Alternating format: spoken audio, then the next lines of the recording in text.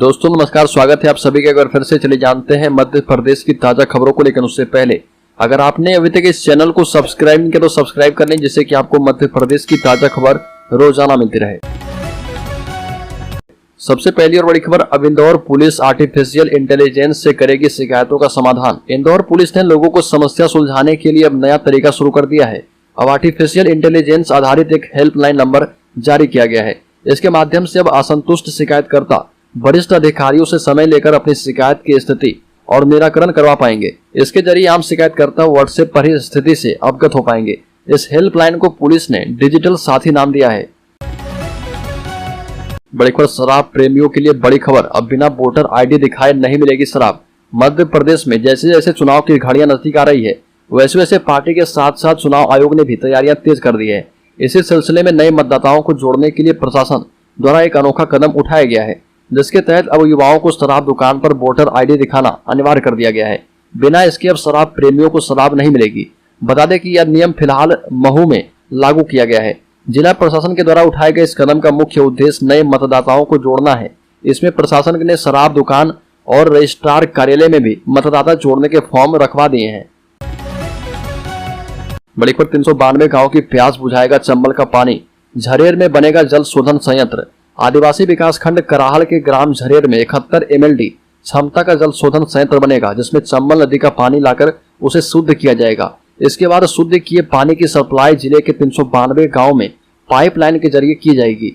इन गाँव में नलों के जरिए घर घर में शुद्ध पानी की आपूर्ति की जाएगी। इससे इन गाँव में पेयजल संकट पूरी तरह से समाप्त हो जाएगा। इनमें श्योपुर सहित विजयपुर और करहाल विकास खंड के गाँव शामिल हैं। बड़ी खबर, सागर में बनेगा संत रविदास का भव्य मंदिर, पीएम मोदी ने रखी आधारशिला।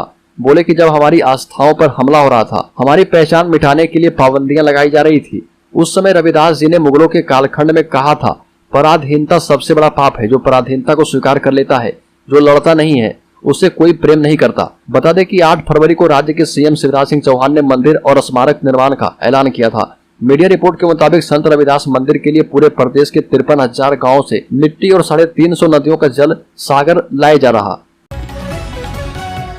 बड़ीकर, प्रधानमंत्री मोदी 12 अगस्त को सागर पहुंचे और यहां पर संत रविदास मंदिर का शिलान्यास किया।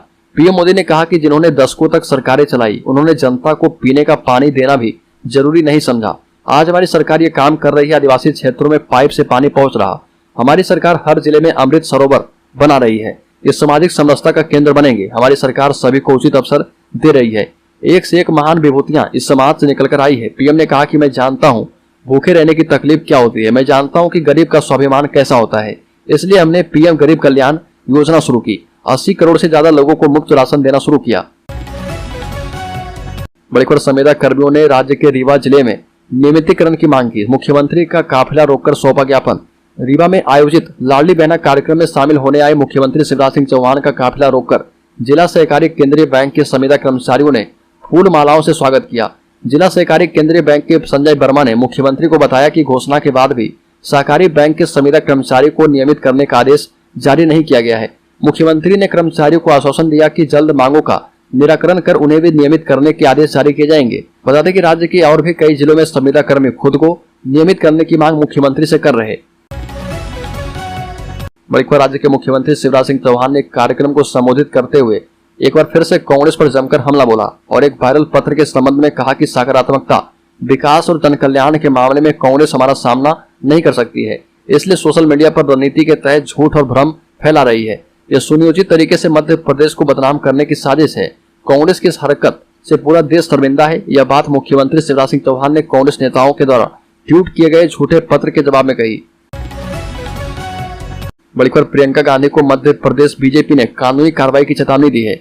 मध्य प्रदेश में 2023 के विधानसभा चुनाव होने वाले हैं। ऐसे में सभी राजनीतिक दल चुनाव में जीत हासिल करने के लिए प्रयास शुरू कर चुके हैं। वहीं कर्नाटक विधानसभा चुनाव 2023 में कांग्रेस को मिली जीत के बाद कांग्रेस का पूरा ध्यान अब मध्य प्रदेश पर है, क्योंकि कर्नाटक की तरह मध्य प्रदेश भी वो राज्य है जहां पर कांग्रेस ने पिछले चुनाव में जीत हासिल करने के बाद सत्ता में आई और फिर कुछ समय बाद सत्ता गंवा दी। चुनाव से पहले मध्य प्रदेश में कांग्रेस आक्रामक रुख अख्तियार किए हुए है। और तो और प्रियंका गांधी ने मौजूदा प्रदेश सरकार पर 50% कमीशन का आरोप लगा दिया है। प्रियंका गांधी के इस आरोप का अब मध्य प्रदेश भाजपा ने करारा जवाब देते हुए उनके खिलाफ कानूनी कार्रवाई करने की चेतावनी दी है।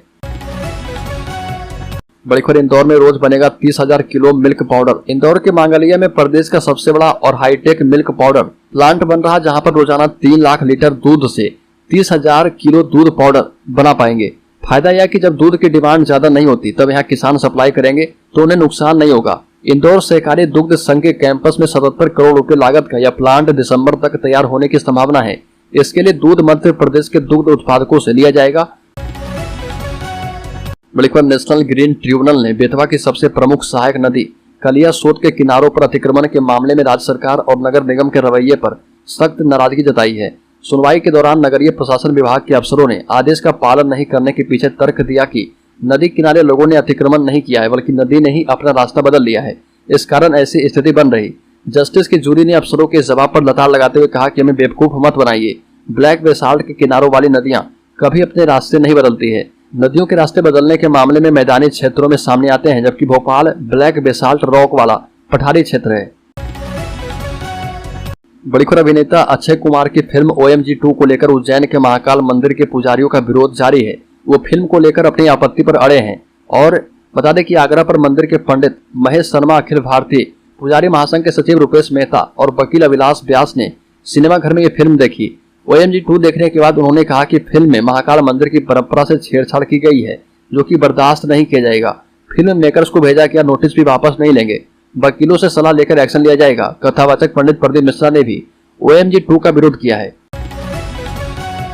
बड़ी खबर, मुस्लिम वोटर्स को लेकर भाजपा नेता का विवादित बयान। राज्य के रतलाम जिले में प्रदेश उपाध्यक्ष ने कहा कि आप हमें वोट तो दोगे नहीं, इसलिए वोट डालने ही मत जाना। भाजपा के प्रदेश उपाध्यक्ष आलोक शर्मा ने मुस्लिम वोटर्स को लेकर विवादित बयान दिया। रतलाम के जावरा में भाजपा कार्यकर्ता सम्मेलन को संबोधित करते हुए उन्होंने कहा कि जावरा के मुस्लिम भाइयों से कहना चाहता हूं, क्योंकि तुम वोट तो हमें दोगे नहीं, इसलिए तुम वोट डालने ही मत जाना। भैया इतना कर दो यार, इसमें तुम्हारी भी रह जाएगी और हमारी भी रह जाएगी।